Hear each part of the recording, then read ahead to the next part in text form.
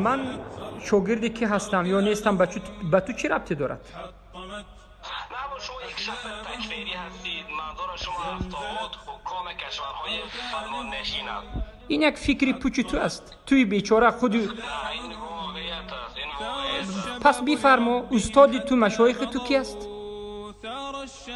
شیخ الاسلام مولوی عبدالحمید.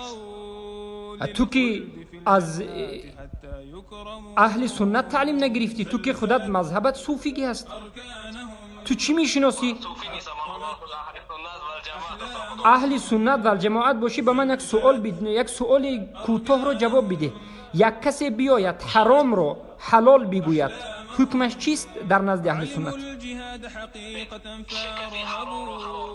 با تو کسی رو من نگفتم، تو به من بگو که یک کسی بیاید بگوید حکمش چی میشود؟ اگر کسی حرام را حلال بگوید بدون شک کفر است. در این شک نه نه نه نه نه ببین، تو از اهل سنت می کفر این حکم به عمل است.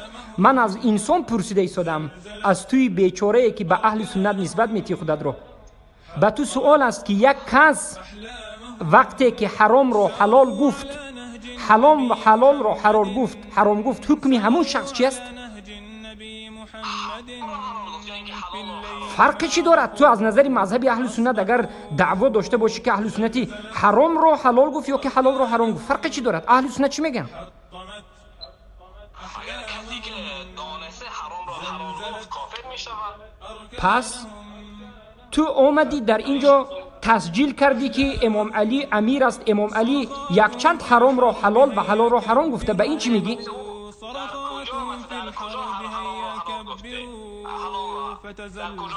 قانونی که برآورده و مردم رو مجبور به همون قانون میکند همین است.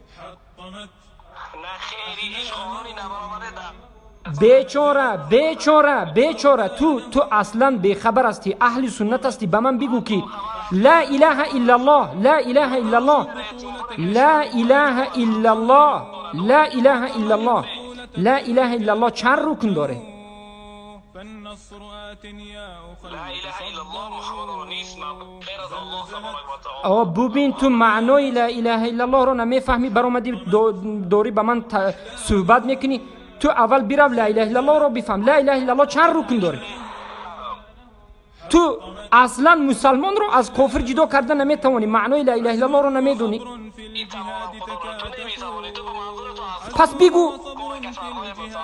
پس بگو اگر من تکفیری باشم تو بگو که معنای لا اله الا الله چی است. بگو که علمای سلف چی گفتند. کنی بگو.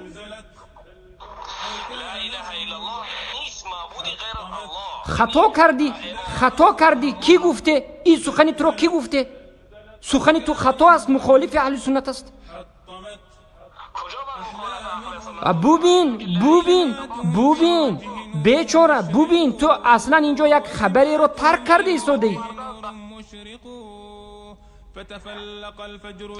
جمله رو خطا ترجمه میکنی. تو لا اله الا الله رو نمیفهمی.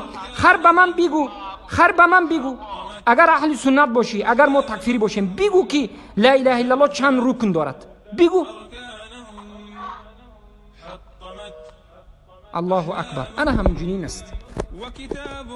برادران و خواهران عزیز، بارک الله فیکم. حادثه همچنین هست که من تلگرام از صفحه خود رو باز میکنم، به من رساله آمده است، میگه که ببینید چی میگه. یعنی تو تکفیری هستی، امام علی رحمانوف امیر المؤمنین است، امیری مسلمان های تاجیکستان است و کسی که این امیر نمیگوید و اطاعتش واجب نمیگوید این خوارج است و تو میگید خوارج هستی. و شیخایی که تو تعلیم گرفته دروغ است میگه تو از اونو تعلیم نگرفته. من با من یک چند بار تماس گرفته است، البته که مشغول کی بودم من نتونستم جوابش بگم. من با او تماس گرفتم. باور بکنین یکم سوالش کردم در کجا تعلیم گرفته ای؟ میگه در زاهدون. البته که منهج زاهدون منهجی هست که صوفی های دیوبندی هستند. طالب علمایی که اینجا تعلیم گرفته است بسیاری عقیده رو خوب نمیتونند، بسیارش همش رو نمیگم، بسیارش همچنین است. و بعد از این وقتی که یک کس لا اله الا الله رو معنیش رو نمیفهم، من به او میگم معنی لا اله الا الله بگید، میگه نیست معبود بجز الله. معنی غلط است. خبرش در کجا است؟ خبری لا در کجا است؟ وقتی که خبر رو نمیدونی چگونه تو درباره مسلمانی و کفر گپ میزنی؟ و من به اون سوال میکنم که بفرما رکن لا اله الا الله بگو، تکفیری بودن اهل سنت یا که جهمی بودن خودت رو میفهمیم که تو اصلا میفهمی که انسان در کدام حالت مسلمان میشود و در کدام حالت کافر میشود. بگو رکن های لا اله الا الله. لا اله الا الله چند رکن دارد؟ والله نمیداند. کسی که رکن لا اله الا الله رو نمیداند آیا او حق دارد که یک کس رو خوارج بگوید، تکفیری بگوید، یا یک کس رو بگوید که تو جهمی بگوید؟ نه والله. برای که او نمیفهمد که کی حتی مسلمان است و کافر است، او بیخبر است. انا واقعیت برادران و خواهران عزیز انمین است که بسیار انسان هایی که ضد توحید میبرایند، ضد اهل توحید میبرایند و اهل توحید رو خوارج میگویند، والله یک جاهل مرکب بیش نیست. نه معنای لا اله الا الله را میدانند، نه رکن لا اله الا الله را میدانند، نه شکننده های لا اله الا الله را میدانند، نه ایمان را میفهمند که طرز به طرز صحیحش، نه اسلام را، معنای اسلام را میفهمند، نه معنای عبادت را میفهمند، نه معنای توحید را میفهمند، نه معنای شرک را میفهمند. وقتی که این چیزهای اصل دین را نفهمیدند، وقتی که کفر به طاغوت را، الولا و البرا را، توحید را، شرک را نفهمیدند، اونها چگونه میتوانند بگویند که یک عده خوارج است یا یک عده خوارج نیست؟ نمیتوانند بگویند. پس اونها از نفس خود حکم میکنند، از هوای خود حکم میکنند. اینها یک طاغوت پرستان هستند که لشکران طاغوت هستند. به من به زبان فارسی داره صحبت میکند. الحمدلله ما با زبان فارسی بینات خوب صحبت میکنیم، اما این یک تاجیکی بیچاره است. این فارس از ایران نیست، این یک تاجیکی بیچاره هست، این یک خبیث است که طاغوت پرستی حکومت شیطان است.